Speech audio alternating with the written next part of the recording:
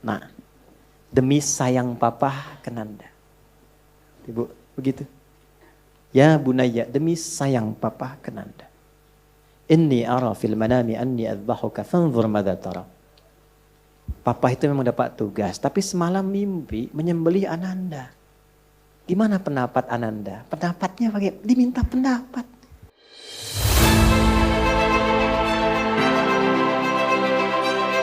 Ketat lagi. Ini kalau kita temukan di Quran, di level-level ini, itu seringkali pendekatannya menggunakan bunayya, bunayya, bunayya. Bunayya. Terus dari anak nanti ke ayah, panggilannya itu selalu abati, abati, abati. Ya. Dah, singkat dulu. Bunai itu panggilan sayang. Tidak harus merubah panggilan jadi bunai. Ya. Pulang dari sini, ya bunai. Kakak. Ya. Bukan, bunai itu gambaran panggilan sayang dalam bahasa Arab. Maksudnya apa? Di rentang-rentang ini perbanyak sayang. Supaya gelombangnya terbangun. Rasa anak kepada kedua orang tua. Silahkan, mungkin beda-beda. Si pintar, cantik, ganteng, anak papa yang soleh, Masya Allah. Itu silahkan, itu bunai. Dari segi makna. Dan jangan diberikan dengan ciri hal fisik. Ya, nah gak usah saya contoh itu. Gak usah ya, kasih contoh. Singkatnya demikian. Paham? Nanti rentang usia selanjutnya mendekati awal baligh. Sekarang ini SD kelas 5. Udah SD itu, dulu SMP itu, sekarang ke SD. Ya. Saya perhatikan di anak-anak SD ini sekarang sudah mulai cepat balik gini. Cepat balik sekarang itu. Ada yang sudah mimpi, ada yang sudah macam-macam itu. Yang perempuan head itu di usia 9. Kalau perempuan ya wajar lah. Laki-laki ini. Biasanya di rentang dulu usia 15 tahun dulu itu. Sekarang sudah mulai menurun. Nurun lebih cepat maksudnya. Kenapa? Karena akses dia sekarang ke media-media sosial lebih cepat. Lihat YouTube. Ya, nonton macam-macam, pergaulan ketemu teman berubah ceritanya, membentuk kemudian kematangan lebih cepat. Yang repot itu fisikalnya itu lebih cepat, tapi kematangan rasionalitasnya belum, dan emosionalnya. Karena itu apa? Ya, Quran sudah lebih memahami, karena kan Allah yang mencipta kita. Karena itu tetap di fase itu sayangnya ada, tapi dikurangi, tambahkan dengan perintah, dikombinasikan. Jadi kalau sudah level yang kesini, ya, 7 sampai ke puncak kematangan baligh. Ya, misal dia di 16, 17 itu kan. Nah, ini bunai ini sayang masih ada. Tapi dikombinasikan dengan perintah. Sudah? Supaya apa? Mengurangi sifat manjanya dan membentuk kemandirian awal. Kalau usia begini terus sayang, nggak pernah ada perintah, nanti nggak akan mau diperintahkan kecuali dinegosiasikan dengan keinginan. Manja nanti. Ya, mulai diatur. Buang sampah, antarkan teh, mulai nyapu sebagian-sebagian. Ya? Jelas? Ini plannya, pelan-pelan ya. Nanti kita turunkan ayatnya. Kita turunkan. Nanti kita lihat feedbacknya bagaimana dari anak kepada orang tua. Yang terakhir, ini dia. Ketika muncul pada fase kematangan. SMA biasanya. Ya. Yang di sini, perintah itu bukan diterima lagi. Tapi sudah mulai didialogkan. Udah jawab, Pak? Ya, udah jawab. Ayo bangun, jangan terlambat ke masjid. Bapak aja nggak ke masjid. Ah, kan? Ya. Nah, itu airnya jangan boros-boros. Itu mama tuh nyuci keran aja airnya nggak ditutup. Udah jawab. Ya, udah jawab ya. Nah, ini yang dimaksud jidal di sini. Bagaimana cara berargumentasinya supaya saat berargumentasi itu stepnya masuk. Idealnya dari tahap pertama itu terikuti. Nanti kalau tahap pertama itu terikuti, perhatian ada. Nggak apa-apa kalaupun luar kota, telepon, video call, tanya kabar, sayang-sayangnya masih masuk, gitu kan? Kalau itu bisa dilakukan, nanti feedbacknya dari anak itu pasti ada perhatian. Ini yang menjadikan Ismail alaihissalam, walaupun belum balik, ini belum balik nih. Tapi ketika melihat ayahnya sedang ada beban kerja, dia memaksakan diri untuk membantu. Walaupun kadang ayah menyadari itu bukan porsinya, tapi itu kesenangan luar biasa. Karena ada tanda dari anak memperhatikan kepada ayah. Itu yang dimaksud Al-Baqarah ayat 127. Wa idh yarfa'u Ibrahimul qawa'ida minal baiti wa Ismail. Ya, ingat tuh. Itu ingat, pahami, pelajari. Bahasa kitanya begini, pernah belajar nggak tentang kisah ini? Coba deh ingat-ingat itu. Ya, kisah apa itu? Nabi Ibrahim ketika diperintahkan meninggikan kembali pondasi Ka'bah, ini ada pondasinya. Saat hancur bangunan atasnya terkena banjir besar di masa Nabi Nuh alaihissalam. Tinggal pondasi. Maka Nabi Ibrahim diperintahkan tinggikan kembali supaya terlihat wujudnya. Maka beliau menjejakkan kakinya, kurang lebih di sini jejakkan kakinya untuk mulai meninggikan bangunan Ka'bah itu pondasinya. Maka jejak pertamanya disebut dengan maqam. Ya. Makanya kan di sini ada tapak kaki kan, maqam Ibrahim. Ya, yang belum haji umrah insyaallah disegerakan ya. Ya. Ini di sini ada tapak kakinya nih. Nah, ini maqam. Itu ada di Quran surah kedua ayat 125. Wa idz ja'alna al-baita mathabatan lin-nasi wa amna wattakhidhu min maqami Ibrahim musalla. Nanti ada maqamnya Nabi Ibrahim, ada maqamnya Nabi Nuh. Maqamnya Nabi Nuh di Quran surah ke-10 ayat 71. Ya. Sini dulu. Ini maqamnya. Nah, yang ditugaskan itu Nabi Ibrahim. Tapi yang menarik begini. Saya ilustrasikan dulu. Kalau ada pekerjaan dikerjakan oleh dua orang. Kalau pekerjanya, subjeknya disebutkan bersamaan beriringan. Misal, ini Ibrahim, ini Ismail, disebutkan bersamaan, nggak dipisah. Ini di luar Quran ya. Wa idh yarfa'u Ibrahimu wa Ismailu bersanding. Ini artinya porsi kerjanya sama. Bebannya sama. Tapi kalau ada yang pertama diawalkan, yang kedua diakhirkan, diselang dulu dengan pekerjaan, baru muncul yang kedua. Itu tandanya pekerjaan itu sebetulnya hanya untuk yang pertama, yang kedua itu membantu saja. Kembali ke ayat Al-Baqarah 127. Wa idh yarfa'u Ibrahimul qawa'ida minal bait. Pekerjaan ini memang hanya untuk Ibrahim alaihissalam. Tapi anaknya yang masih kecil, belum balik, lihat dari belakang. Ini bapak yang suka nengok, mainnya sama siapa, masih bercanda, masih melihat. Padahal Nabi Ibrahim itu tugasnya di Palestina. Anaknya Ismail alaihissalam di mana? Di Mekah. Jaraknya luar biasa. Masih sempat nengok, Pak, mainnya dengan siapa? Tuh. Dan nanti pun mau menikah pun masih tahu tuh siapa calonnya. Dengan siapa menikahnya. Karena perhatian tuh begitu tinggi, maka terjadilah feedback dari anak. Melihat bapak sedang menjalani satu beban, terlihat. Tiba-tiba anak itu bawa batu. Di sisi yang lain, dari sini datang. Bahasa kita, Pak, boleh nggak aku bantu? Bawa batu. Disusun-susun. Batu bahasa Arabnya hajar. Nih kan?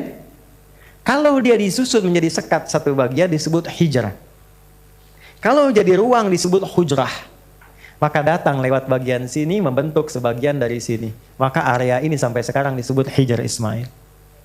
Itu saat bawa batu masih kecil, kok bisa ngasih perhatian? Karena ayahnya punya perhatian kepada anak. Sekalipun tempat tugasnya jauh. Jadi kalau sedang pulang, ayah nyapu, anak menikmati. Ya? Ayah yang bawa mobil, anak yang pakai mobil, ayah yang isi bensin. Anak yang pakai, ayah yang nyuci, anak yang menikmati. Ayah yang nyuci mobil, anak yang videoin, kirimin ke TikTok. Ayah yang sempurna. Iya, situ yang tidak sopan. Sekarang ibunya marah, anaknya yang merekam. Ya kan? Coba dicek. Nah, kalau menemukan yang demikian, jangan marah dulu. Istighfar dulu. Istighfar. Mungkin itu dampak dari kurang perhatiannya selama ini, sehingga anak sebetulnya bukan ingin marah. Ingin mencari perhatian, menunggu sayang yang telah lama hilang. Jelas? Puncaknya apa? Nih pada dialog, kita akan langsung turun ke bagian bawah.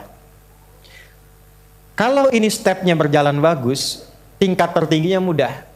Tapi kalau ini hilang, maka setidaknya kalau dia sudah dewasa, beri dia kesempatan untuk mengeluarkan argumentasinya. Jangan terus dipotong. Turunkan perintahnya, beri kesempatan untuk berargumentasi. Pindah ke surah As-Saffat, alhamdulillah. Ayat 102, kita berada di situ saja dulu. Sebetulnya sampai 109, tapi saya batasi 102-nya. Sudah? Baik. Di sini, Ismail alaihissalam sudah balik. Falamma balagha ma'ahu sa'ya. Tatkala Ismailnya sudah balik. Oh. Dan sudah matang cara berpikirnya. Maka apa yang dikatakan Nabi Ibrahim? Perkaranya sederhana. Beliau mimpi menyembelih anaknya. Ya. Mimpi menyembelih anak. Nabi Ibrahim Nabi bukan? Nabi. Rasul bukan? Saya mau tanya. Kalau mimpi Nabi itu benar tidak? Benar. Makanya kita punya bab mimpi. Nabi Yusuf mimpi, benar. Nabi Muhammad mimpi, benar. Nabi Ibrahim mimpi, benar tidak? Kan gampang. Statusnya Nabi, Rasul, anaknya soleh, apa aja diikutin gitu kan? Nabi, gampang. Tapi saya belum pernah dengar kisah begini. Ibrahim keluar pagi-pagi, Ismail. Ya, ya, sini. Kenapa? Siap-siap. Mana? Sembelih. Ada. Tenang aja, lancar nih. Tenang, ayo cepat siap-siap. Nggak ada begitu. Yang ada apa? Hah? Turun, duduk berdua. Ya bunayya, sayangnya masih muncul. Nah, demi sayang papa ke Nanda. Ibu, begitu. Ya bunayya, demi sayang papa ke Nanda. Inni ara fil manami anni adbahuka fanzur madza tara. Papa itu memang dapat tugas, tapi semalam mimpi menyembelih Ananda. Gimana pendapat Ananda? Pendapatnya bagaimana? Diminta pendapat. Biasanya kan anak ke orang tua kan? Tapi nanti ada masanya, anak itu senang diminta pendapat oleh bapaknya. Walaupun kadang-kadang itu nggak penting. Ya. Nah, kita mau ada acara gini, menurut kakak bagaimana? Menurut adik bagaimana? Itu top itu. Senang biasanya, keluarlah pendapat itu. Diskusi akhirnya. Maka apa kata anaknya? Ketika anak dihargai dengan pola diskusi demikian, maka keluarlah kepatuhan. Bapak manggil bunai, anak manggil abati. Ada abi, ada buya, ada abati. Abi panggilan hormat, buya panggilan sayang. Abati gabungan buya dan abi, hormat dan sayang. Ya, saya anak-anak masih kecil panggil buya untuk mendekatkan sayang. Sayang. Abi itu hormat. Abati itu hormat dan sayang. Ibu, ummi, hormat. Umay, panggilan sayang. Amati, hormat dan sayang. Tapi nggak harus diganti ya Bu ya. Nak, mulai hari ini panggil mamah amati. Hah? Kan belum mati. Sal ya. Udah. Itu lihat di Quran. Panggilannya apa? Bukan abi, bukan buya. Ya abatif'al. Ya abati. Jadi begitu ayah mengatakan demi sayang ayah kepada Nanda. Ya? Jawabannya apa? Pah, demi hormat dan sayang Nanda kepada papa. Lebih tinggi baliknya. If'al itu kerjakan sekarang, jangan tunda. Kerjakan sekarang, Pak, jangan tunda. Papa kan Nabi, Rasul, pasti benar itu. Kerjakan sekarang. Satajiruni insyaallah minas sabirin. Insyaallah dengan kehendak Allah, Nanda sabar. Jalani sekarang, jangan tunda. Itu cerita sampai di situ kan yang kita dengar ya. Quran menyampaikan. Lihat detailnya. Itu ada kitab namanya bagus tuh. Ustaz Umar Ahmad Maraja itu punya kitab Akhlak lil Banin, petunjuk akhlak untuk laki-laki dan perempuan. Bapak Ibu kalau punya waktu itu dapat akses ke situ bagus sekali. Ya. Apa yang terjadi? Itu Ismail alaihissalam disiapkan tali, nanti jadi sunnah kurban setelah itu. Tali diikat, pisau, siap berangkat. Begitu mau berangkat, sudah siap diikat, Ismailnya mengatakan, "Pak, sebelum diikat kurang lebih lah bahasa kitanya, tolong aku ingin melipat dulu baju luarku, dibuka dulu. Kemudian dilipatkan dengan baik. Mohon diberikan untuk ibunda tercinta dari satu-satu putra yang sangat menyayanginya." Saya dah hajar. Jadi mau dikorbankan pun masih melipat tanda untuk ibunya. 2, begitu diikat. Pak, tolong kencangkan ikatannya ini. Sehingga tidak memberi ruang kepadaku untuk merontak dan bergerak. Dan membuat ayah iba dan tidak jadi melaksanakan petunjuk Allah dan perintahnya. 3, Pak, tolong tajamkan pisaunya setajam-tajamnya sehingga mempercepat penyembelihanku dan mengurangi rasa sakit yang mungkin aku rasakan. Itu anak ke ayah. Dan pada akhirnya menjadi sunnah kurban sampai sekarang. Diikat yang bagus, menjatuhkan tanpa menyakiti, menyembelih dengan menajamkan pisaunya. Jadi sunnah semua. Dan sunnahnya itu disebutnya kurban dalam rangka bertakarub kepada Allah.